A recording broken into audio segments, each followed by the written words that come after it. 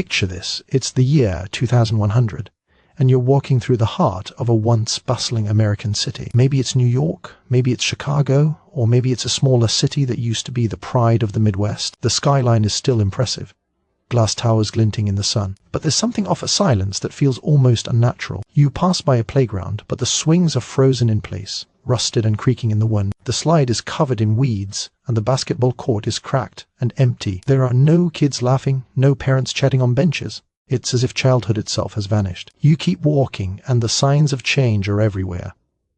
The old elementary school on the corner, it's been converted into a senior care facility.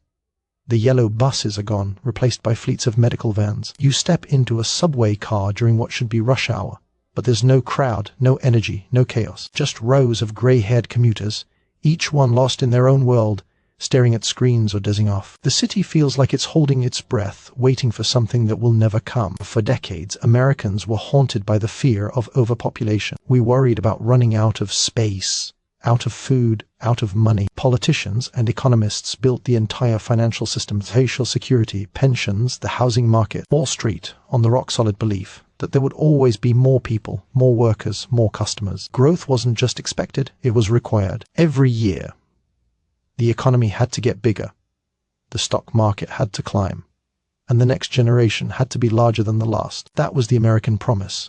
But what happens when that promise breaks? What happens when the birth rate drops so low that the next generation is smaller, not bigger? What happens when the customers stop being born, when the workers disappear, and when the entire financial engine starts to sputter? This isn't some distant science fiction scenario. It's already happening. The US birth rate has quietly slipped below replacement level, and the effects are starting to ripple through every part of the economy. The pension funds that millions of Americans are counting on, they're running out of new contributors. The housing market that's been the backbone of middle-class wealth, it's facing a future with more sellers than buyers. Even Wall Street, with all its optimism, is starting to realize that endless growth might be a thing of the past. This isn't about a sudden disaster or a dramatic collapse. It's about a slow, relentless shifted demographic tide that's pulling America into uncharted territory. The silence in those empty playgrounds isn't just eerie, it's a warning. The financial systems we've trusted for generations are built on assumptions that no longer hold true. And as the population ages and shrinks, the cracks in the foundation are only going to get wider. But this is just the beginning. The real story is what happens next, how the collapse of population growth will reshape everything from your retirement plans to the value of your home, from the job market to the very culture of America. And the most shocking part, almost nobody is ready for what's coming. But before we get to the fallout, let's break down exactly how we got here and why the numbers are so much more unforgiving than anyone wants to admit. The demographic cliff. Let's get straight to the numbers, the kind that keep economists up at night. In the United States, there's a magic number that quietly determines whether a society grows, shrinks, or just barely holds steady. That number is 2.1. It's the average number of children each woman needs to have just to keep the population stable. One child replaces the mother, one replaces the father, and that extra 0.1 accounts for the unpredictable tragedies of life. For decades, America hovered right around that line.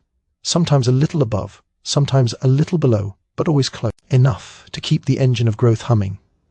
But now, the US birth rate has slipped to about 1.6. That might not sound like a big drop, but in demographic terms, it's a free fall. It means that every new generation is smaller than the last. Fewer babies are being born, fewer kids are entering schools, and eventually fewer young adults are joining the workforce. This isn't just a blip. It's a trend that's been accelerating for years, and it's showing no signs of reversing. Why does this matter for your wallet? Because the entire American financial system is built on the assumption that there will always be more people tomorrow than there are today. Social Security, for example, was designed in an era when there were 16 workers for every retiree. That ratio has collapsed to less than 3-1, and it's still falling. Fewer workers means less money flowing into the system, even as more people are drawing benefits for longer than ever before. The math just doesn't add up. And it's not just Social Security, the stock market, the housing market, even the way cities and towns plan their budgets, all of it is based on the idea of constant growth. When the population starts to shrink, demand for everything from diapers to college tuition to new homes begins to dry up. Companies can't count on a steady stream of new customers. Investors can't count on rising profits. Local governments can't count on growing tax bases. The gears of the economy start to grind, and the pressure builds on every part of the system. Some people think immigration will save us. And for a while, it did. America's openness to newcomers kept the population growing even as birth rates fell. But now, even immigration is slowing. and the political appetite for large-scale immigration is fading. The safety net is fraying, and the backup plans are running out. This is the demographic cliff, a slow-motion crisis that's already reshaping the future of American finance. The numbers are cold, but the consequences are personal. Every pension, every investment, every job is tied to the simple question, who's coming next? And for the first time in American history, the answer might be not enough. But the real shock comes when you realize how this demographic shift is about to hit the very thing most Americans count on for their future, their homes.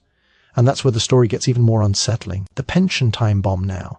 Let's talk about the promise that built the American dream. The idea that if you work hard, pay your taxes, and play by the rules, you'll be taken care of in your golden years. For generations, Social Security and public pensions have been the backbone of retirement in the United States. But what if I told you that this promise is quietly unraveling? That the math behind it is more fragile than anyone wants to admit? Here's the uncomfortable truth. America's pension system was designed for a world that no longer exists. When Social Security was created in the 1930s, the country was young and growing fast. There were 16 workers for every retiree, and most people didn't live long after collecting their first check. The system was flush with cash, and the idea of running out of money seemed impossible. Fast forward to today, and the picture couldn't be more different. The ratio of workers to retirees has collapsed to less than 3 to 1, and it's still falling. People are living longer, collecting benefits for decades, and the number of new workers paying into the system is shrinking every year.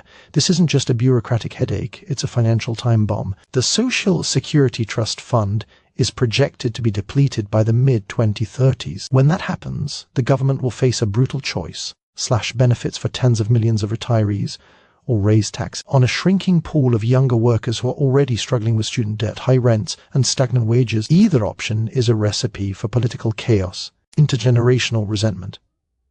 Imagine being a millennial or General Z worker, watching a huge chunk of your paycheck disappear to fund a system you know will be empty by the time you retire. It's not just unfair, it's unsustainable. And it's not just Social Security. State and local pension funds are in even worse shape. Many are underfunded by hundreds of billions of dollars kept afloat only by optimistic investment projections and creative accounting. Cities and states are already being forced to make impossible choices: cut services, raise taxes, or break promises to their own workers. In some places, retirees have seen their benefits frozen or reduced, while younger employees are told not to expect much at all. The safety net is fraying, and the cracks are starting to show. This looming crisis isn't just about numbers on a spreadsheet. It's about trust. The trust that millions of Americans have placed in a system that was supposed to protect them. As the population ages and the workforce shrinks, that trust is being tested like never before. The uncomfortable reality is that the money you're paying into Social Security today isn't being saved for your future. It's being spent immediately to cover the checks going out to today's retirees. It's a pay-as-you-go system. And when the base of the pyramid gets smaller than the top, the whole thing starts to wobble. So what happens when the music stops? When there are more people collecting benefits than there are people paying in? The answer is simple: the system breaks. The promise of a secure retirement becomes just another casualty of the demographic collapse. And if you think your home will be your safety net, the next chapter might make you think again. The real estate meltdown for decades. The American dream has been built on a simple formula: buy a house, watch its value rise, and count on that equity to secure your future. Real estate isn't just where we live, it's the single largest store of wealth for most American families. Generations have relied on the idea that their home would be their nest egg, their safety net, and their ticket to a comfortable retirement. But what happens when the next generation isn't there to buy those homes? What happens when the demand that's propped up the housing market for a century suddenly vanishes? This isn't just a hypothetical. The warning signs are already flashing.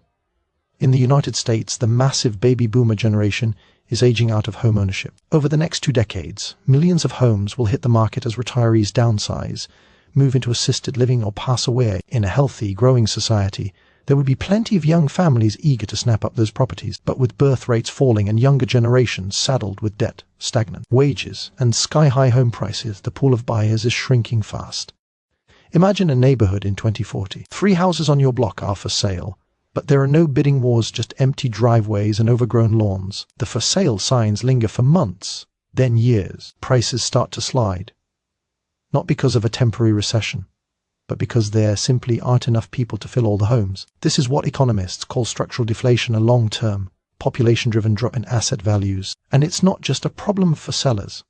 When home prices fall, so does the wealth of millions of Americans. The equity that families counted on to fund college, start businesses, or pay for retirement evaporates. The ripple effects hit banks, local governments, and entire communities. We don't have to look far to see how this story plays out. In Japan, where the population has been shrinking for years, there are now millions of vacant homes, so many that some towns are literally giving them away for free. The same forces are starting to take hold in parts of rural America, where young people have left for the cities and no one is moving in to take their place. But as the demographic cliff gets steeper, even once thriving suburbs and cities could face the same fate.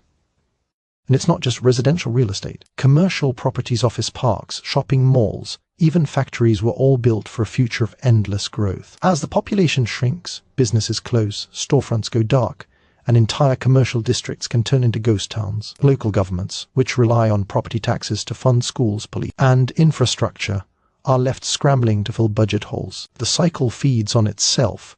Falling property values mean less revenue, which means fewer services, which makes the area even less attractive to potential residents. For decades, Americans have believed that real estate is a can't-lose investment. But the demographic reality is rewriting the rules. When there are more sellers than buyers, prices don't just stagnate, they can collapse. And when the value of the nation's largest asset class starts to erode, the consequences ripple through every corner of the economy. So if you've been counting on your home to fund your retirement, it might be time to rethink the plan. Because in a world where the population is shrinking, the old rules of wealth no longer apply, and as the foundation of middle-class security starts to crack, the next casualty could be something even more vital: America's spirit of innovation and risk-taking. Innovation on life support. America's reputation as the world's innovation engine didn't happen by accident. For generations, the United States has been the birthplace of bold ideas, disruptive startups, and technological revolutions. From Silicon Valley's garages to Wall Street's trading floors, the country's economic power has always been fueled by a restless, youthful energy, a willingness to take risks, break things, and build something new. But what happens when the well of youth starts to run dry? What happens when the average American is closer to retirement than to their first job? The answer is as stark as it is unsettling. Innovation slows to a crawl.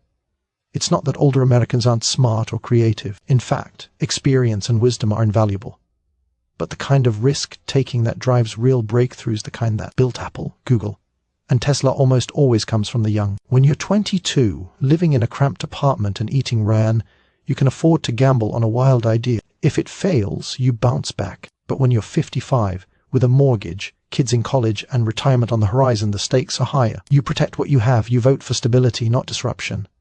This shift isn't just cultural, it's financial. Venture capital, the lifeblood of American innovation, thrives on a steady stream of ambitious young founders and a market hungry for new products. But as the population ages and shrinks, the pool of entrepreneurs gets smaller. Fewer startups mean fewer new jobs, fewer breakthroughs, and less economic dynamism. The stock market, which once soared on the promise of the next big thing, starts to look stagnant. Investors become more cautious, pouring money into safe bets like healthcare and bonds instead of moonshot ideas. The effects ripple out into every corner of American life. Think about the products and services you use every day: your smartphone, your streaming service, your favorite apps. Most of them didn't exist 20 years ago. They were created by young teams willing to challenge the status quo. But in a society where the median age keeps rising, the appetite for risk fades. Companies become more conservative, recycling old ideas instead of inventing new ones. Hollywood churns out endless sequels and reboots. Tech giants focus on incremental updates instead of game-changing inventions. The culture starts to feel stuck, nostalgic, even a little bit tired. And here's where the financial impact really hits home. America's economic growth has always depended on productivity gains, doing more with less, thanks to new technology and smarter ways of working. But when innovation stalls, so does productivity. Wages stagnate, job creation lows, and the entire economy loses its edge. The US risks falling behind in the global race for new industries, from artificial intelligence to green energy. The country that once led the world in invention could find itself playing catch-up. This isn't just a story about business or technology. It's about the spirit of a nation. The American dream has always been about possibility, the belief that anyone, anywhere, can change the world. But as the population ages and the pipeline of young talent dries up, That dream is at risk of fading. The financial consequences are real, but the cultural cost may be even greater. And if you think the loss of innovation is worrying, just wait until you see what happens when there aren't enough workers to keep the economy running at all. The next chapter is about to reveal a labor crisis, unlike anything America has ever faced. The labor shortage era for years, you've probably heard the complaint. Nobody wants to work anymore. It's become a punchline at family gatherings and a headline in the news. But what if the real problem isn't about motivation or work ethic? What if, in the coming decades, the United States faces a far more fundamental crisis, one where there simply aren't enough people to fill the jobs that keep the economy running? This is the new reality of the labor shortage era, and it's already starting to reshape the American workforce. For most of the 20th century, the US economy was powered by a growing, youthful population. Every year, millions of new workers entered the job market, fueling growth, innovation, and prosperity. But as birth rates fall and the population ages, that pipeline is drying up. The number of Americans turning 18 each year is shrinking, while the number of people reaching retirement age is soaring. The result? A labor force that's not just stagnant, but actually shrinking. The financial consequences are enormous. In the past, when labor got expensive in one part of the world, companies could simply move jobs overseas. But now, even global labor markets are tightening. China, once the world's factory, is facing its own demographic decline. Other countries that used to supply cheap labor like Vietnam, Thailand, and Brazil are also seeing their birth rates drop. The era of endless, affordable labor is coming to an end, and the effects are rippling back to the US in ways most people haven't even begun to imagine. Picture this. It's 2040, and you need a plumber to fix a burst pipe. You call every number you can find, but the wait list is months long. The few skilled tradespeople left are charging sky-high rates, and you're lucky if you can even get on their schedule. The same goes for nurses, teachers, electricians, and home health aides. As the supply of workers shrinks, the cost of basic services skyrockets. Wages for in-demand jobs soar, but so do prices for everything from healthcare to home repairs. Inflation becomes sticky not because of government spending, but because human labor itself is now the rarest commodity in America. And while some people hope that robots and artificial intelligence will swoop in to save the day, the reality is more complicated. Sure, automation can handle some repetitive tasks, and AI can write emails or analyze data. But there are countless jobs caring for the elderly, fixing complex machinery, teaching children that require a human touch, physical dexterity, or emotional intelligence. We're decades away from robots that can truly replace people in these roles. And in the meantime, the labor shortage will only get worse. This shift is already changing the way businesses operate. Companies are being forced to raise wages, offer better benefits, and invest in training just to attract and keep workers. Some are even cutting back on hours or closing locations because they simply can't staff them. The days of cheap, convenient services, 2-day shipping, 24-hour diners, on-demand everything are fading fast. In their place, we're entering an era where scarcity is the new normal, and only the wealthiest can afford the kind of personal service that used to be taken for granted. For the average American, this means a return to self-reliance. You might have to fix your own leaky faucet, mow your own lawn, or care for aging relatives yourself. The convenience economy that defined the last few decades is giving way to a world where every hour of human labor is precious and expensive. And the ripple effects don't stop there. As the labor force shrinks, so does the tax base that funds Social Security, Medicare, and public services. The financial strain on government budgets will intensify, forcing tough choices about what to cut and who to help. The social contract that once promised security in old age is being rewritten in real time. But the most profound impact of the labor shortage era isn't just economic, it's about power. As America's workforce shrinks, the country's influence on the global stage is at risk. The next chapter will reveal how demographic decline is reshaping not just the economy, but the very balance of power in the world. Geopolitical shifts and desperation as America's population ages and the workforce shrinks. The consequences aren't just felt in paychecks and pension statements, they ripple out to the very heart of global power. For centuries, population has been the secret engine behind every superpower's rise. The British Empire, the American century, the economic miracle of post-war Japan, and the meteoric rise of China all had one thing in common: a booming, youthful population ready to work, fight, and innovate. But what happens when that engine sputters?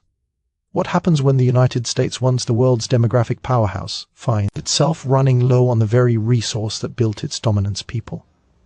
The answer is a new era of geopolitical uncertainty, where the rules of the game are being rewritten in real time. In the past, America's vast pool of young workers didn't just drive economic growth, they filled the ranks of the military, staffed embassies, and powered the country's global ambition. But as the median age climbs and the number of young adults shrinks, the US faces a stark reality. Maintaining its influence abroad will become harder, more expensive, and riskier than ever before. This demographic shift has direct financial consequences. The US military, for example, is already struggling to meet recruitment goals. Fewer young people means a smaller pool of eligible recruits, and the cost of attracting and retaining talent is rising fast. Defense spending, which already eats up a massive chunk of the federal budget, will have to stretch even further to maintain readiness. The same goes for America's diplomatic corps, intelligence agencies, and the entire machinery of global engagement. Every dollar spent will have to work harder, and the margin for error will shrink. But the real wild card is how America and its rivals respond to this new reality. History shows that nations facing demographic decline can become unpredictable. When leaders see their window of opportunity closing, they may take risks they would have avoided in more optimistic times. Some analysts argue that China's recent assertiveness isn't happening despite its demographic crisis, but because of it. The logic is chilling. If you know your population will be too old to fight or innovate in 20 years, you might act now while you still can. For the United States, this means a future where competition for young, skilled workers becomes a matter of national security. The old debates about building the wall or restricting immigration could flip overnight. Instead of keeping people out, America may find itself in a global race to attract the best and brightest from the few regions still experiencing population growth, mainly Africa and parts of South Asia. Imagine a world where countries auction off citizenship, offer tax-free salaries, or promise free homes just to lure in young families. It sounds far-fetched, but the early signs are already here. Canada is aggressively recruiting immigrants to prop up its economy. Germany is opening its doors wider than ever before. Even Japan, long known for its closed borders, is quietly relaxing restrictions. This scramble for talent will have profound financial implications. The US could see a new wave of investment in education, infrastructure, and family support, all designed to make the country more attractive to young workers. But it could also spark a new kind of global inequality, a brain drain on steroids, where the richest countries vacuum up the doctors, engineers, and entrepreneurs from poorer nations, leaving those countries even further behind. And as the world's population growth slows, the competition for influence, resources, and markets will only intensify. The old playbook, outgrow your rivals, outspend your enemies, won't work in a world where everyone is shrinking. America will have to find new ways to lead, new ways to cooperate, and new ways to secure its future. But while the geopolitical chessboard is being reset, there's another, quieter crisis brewing at home. As the population ages and spending patterns shift, the very foundation of America's consumer-driven economy is starting to crack. The next chapter will reveal how the death of consumerism could shake the financial system to its core. The death of consumerism, if there's one thing that has defined the American economy for the past century, it's the relentless drive to consume. From the post-war boom to the rise of the shopping mall, from Black Friday stampedes to the endless scroll of online shopping, the US has built its financial might on the simple idea that next year, Americans will buy more than they did this year. More cars, more homes, more gadgets, more everything. This isn't just a cultural quirk, it's the engine that powers Wall Street, fills government coffers, and underpins the retirement dreams of millions.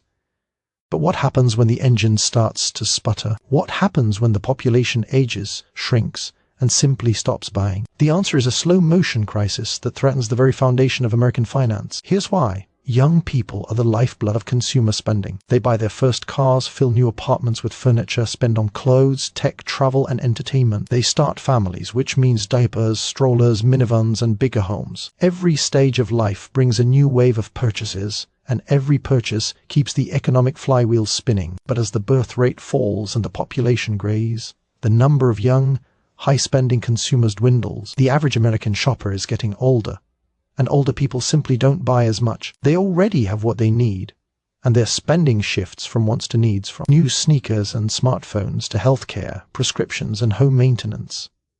This shift is already showing up in the numbers. Retailers are struggling to grow sales. Car companies are seeing fewer first-time buyers. Even fast food chains, which once thrived on the appetites of teenagers and young families, are feeling the pinch. The ripple effects are everywhere.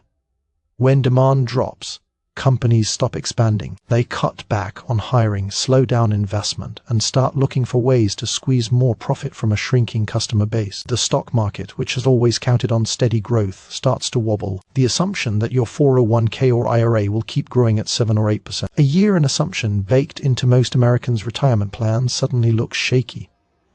And then there's the specter of deflation. In a world where fewer people are buying, prices don't just stagnate, they can actually fall. At first, this might sound like good news.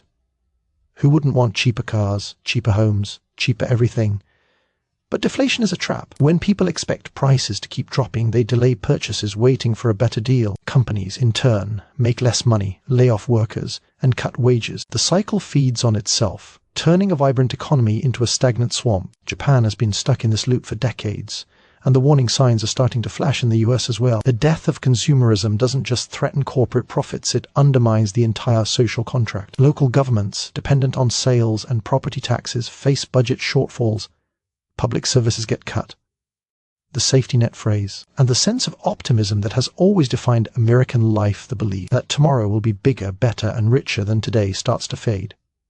For investors, the implications are profound. The days of easy gains in the stock market may be over. The S&P 500, which soared during the baby boom and the rise of the millennial consumer, could enter a long period of stagnation or even decline. Real estate, once a surefire bet, could become a risky proposition. The entire financial system, from banks to pension funds, will have to adjust to a world where growth is no longer guaranteed. But the most unsettling consequence of all may be psychological. As the culture of more gives way to the reality of less, Americans will have to rethink what prosperity means. The next chapter isn't just about dollars and cents, it's about the human cost of a shrinking, aging society. And that cost is measured not just in lost wealth, but in lost connection, purpose, and hope. The age of loneliness so far.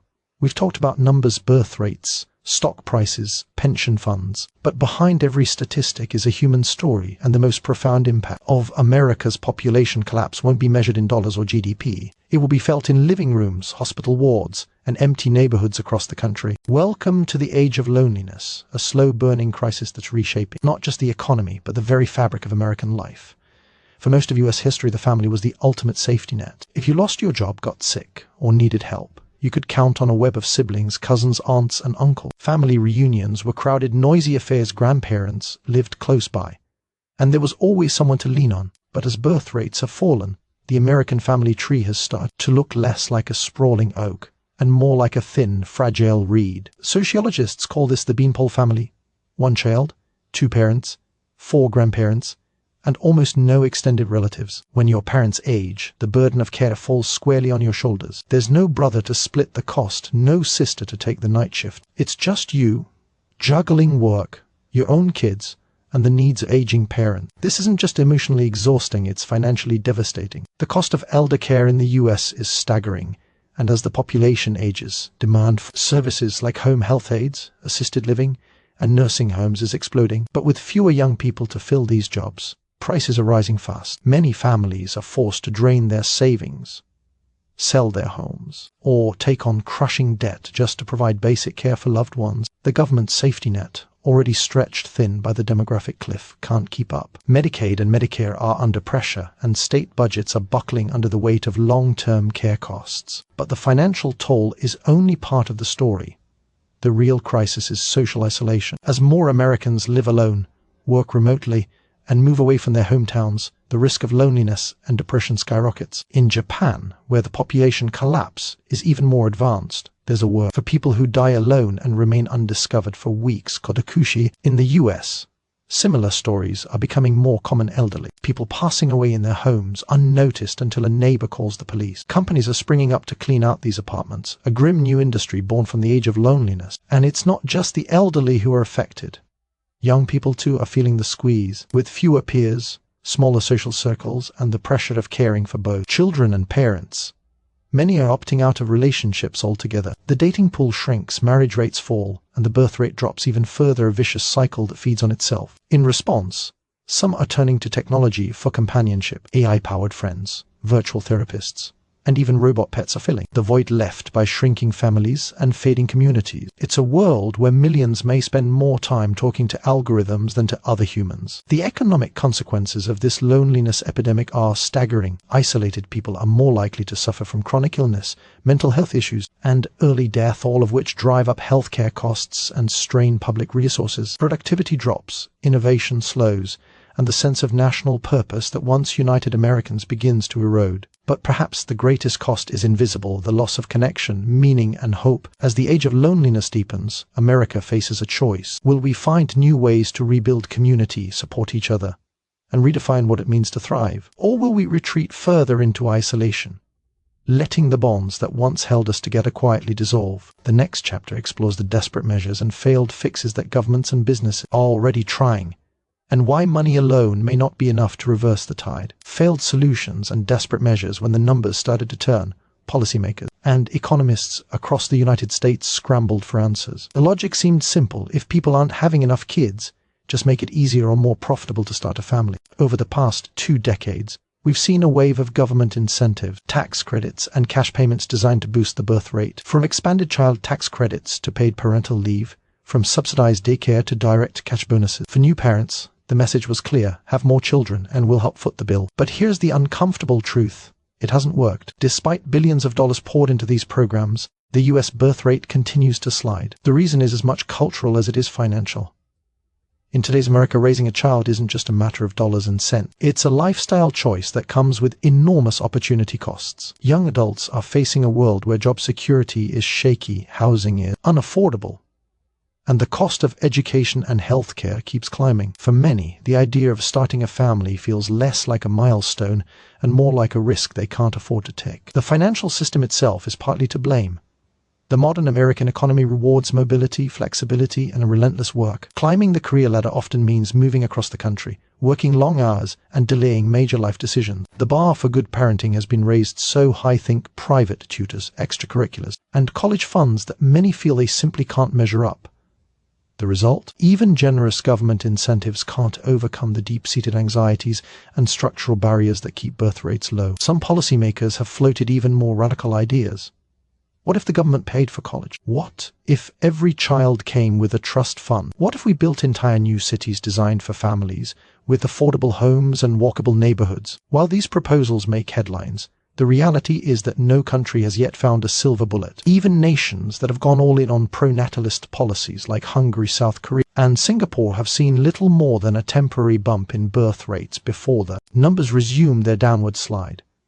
As the crisis deepens, the conversation is shifting from incentives to technology. Enter the era of ectolife, artificial wombs, industrialized birth, and the idea that science can do what society no longer will. It sounds like science fiction, but research labs and startups are already exploring ways to make baby making less dependent on biology and more on biotechnology. The hope is that, if raising children becomes less burdensome, more people will choose to become parents. But even if these technologies become viable, they raise profound ethical, social, and financial questions. Who pays for lab-grown babies? Who raises them? And what does it mean for the future of family, community, and identity? Meanwhile, some experts argue that the most likely outcome isn't a technological revolution, but a slow, painful adjustment. America may simply have to accept a smaller, older, and less dynamic society. That means rethinking everything from how we fund social security to how we design cities, from how we educate children to how we care for the elderly. It means learning to live with less growth, less consumption, and perhaps less optimism about the future. For the financial system, this is a seismic shift. Pension funds, insurance companies, and real estate markets will have to adapt to a world where the old rules no longer apply. Investors will need to look for new sources of value, and policymakers will have to make hard choices about what to prioritize and what to let go. But perhaps the biggest challenge is psychological. For generations, Americans have believed that tomorrow will be bigger and better than today. Letting go of that belief and finding meaning in a world of limits may be the hardest adjustment of all. Yet, even as the old solutions fail, there's one group quietly cheering for the demographic downturn: environmentalists. The next chapter explores the paradoxical silver lining of population decline and why a shrinking America might just be what the planet needs. The environmental paradox: as the warnings about America's shrinking population grow louder, there's one group that isn't sounding the alarm: environmentalists. For decades, the dominant narrative was that overpopulation was the root of our planet's problem. More people meant more cars, more factories, more pollution, and more pressure on every natural resource. The solution, it seemed, was to slow down, to consume less, and to give the Earth a chance to heal. Now, as the US and other developed nations face the reality of population decline, the environmental movement finds itself in a strange position, quietly hopeful that fewer people might finally mean a healthier planet. The logic is hard to ignore.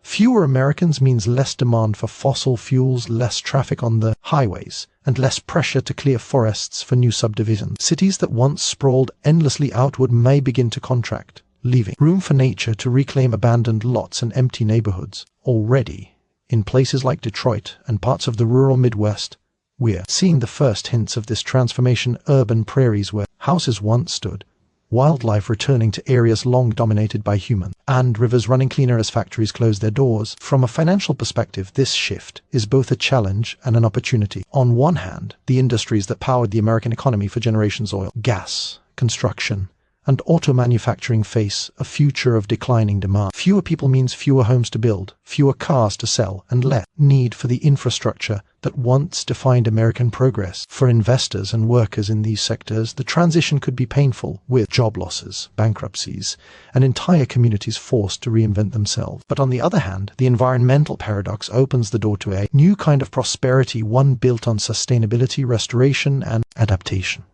As the population shrinks, the US could lead the way in reimagining what economic success looks like. Instead of measuring growth by the number of new homes or cars sold, we might focus on the quality of life, the health of our ecosystems, and the resilience of our communities. Investments in renewable energy, conservation, and green infrastructure could become the new engine of growth, creating jobs and wealth in sectors that help heal the planet rather than harm it. There's also a potential silver lining for public finances. As cities contract and infrastructure needs shrink, governments could redirect resources from endless expansion to maintaining and improving what already exists. Parks, public transit, and community spaces could get a new lease on life, making American cities more livable even as they become smaller. The cost of living could fall as demand for housing and goods drops, giving families more breathing room in their budgets. But the transition won't be easy.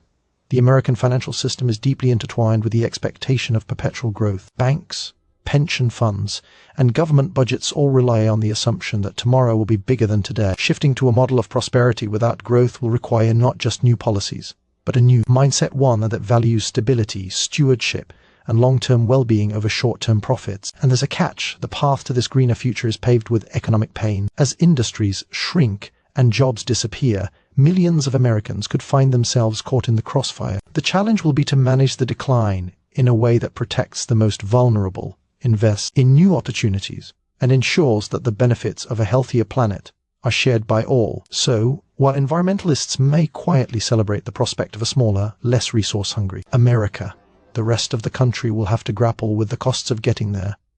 The final chapter asks the biggest question of all: can the United States reinvent itself for a new era?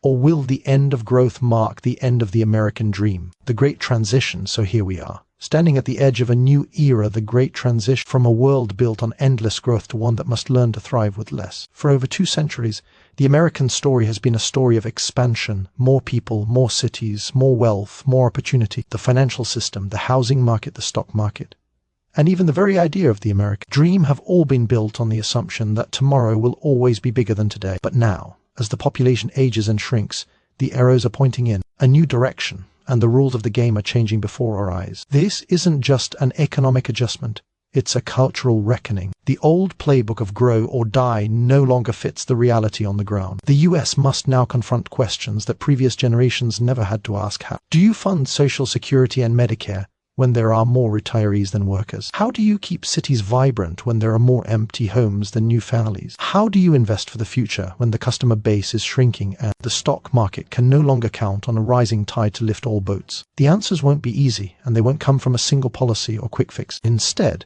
America will need to invent a new kind of economics, one that values stability over speed, resilience over relentless expansion, and quality of life over sheer quantity. This could mean rethinking how we measure success, moving away from GDP and stock indexes as the only yardsticks and focusing instead on health, happiness, and sustainability. It could mean investing in communities, not just corporations, in public goods, not just private gain. Financially, this transition will be messy. There will be market shocks as investors adjust to a world where growth is no longer guaranteed. Pension funds and insurance companies will have to recalculate their assumptions, and millions of Americans will need to rethink what retirement looks like. Real estate markets may see long-term declines, forcing homeowners and local governments to adapt to falling property values and shrinking tax bases. The days of easy credit and ever-rising home equity may be over, replaced by a new era of caution and careful planning. But with challenge comes opportunity. The US can lead the way in showing how a wealthy, developed nation can adapt to demographic decline without losing its soul. This could mean embracing automation and technology to make up for a smaller workforce, or reimagining cities to be more compact, connected, and sustainable. It could mean building stronger social safety nets, supporting families in new ways, and finding creative solutions to the loneliness and isolation that come with an aging society. Most importantly, this transition is a chance to rediscover what really matters. For too long, the pursuit of more has left many Americans feeling exhausted, isolated, and anxious. A slower, smaller,